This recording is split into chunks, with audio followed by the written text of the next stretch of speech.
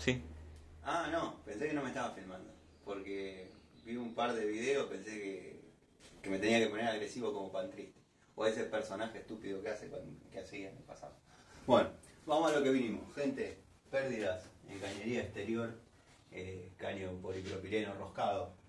Vamos a sacar uniones dobles, T, codo, todo lo que pueda estar de más, porque dado que bueno, es el agua corriente, este caño va al tanque, esta T está alimentando el agua que iría a lo que es la bacha del lavadero.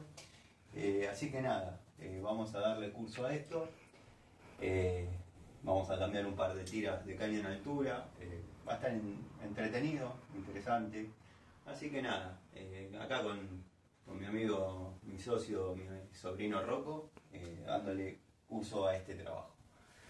Las estrellas del día, como siempre, Stanley, doble cremallera, 7 posiciones, destornilladores McCarthy.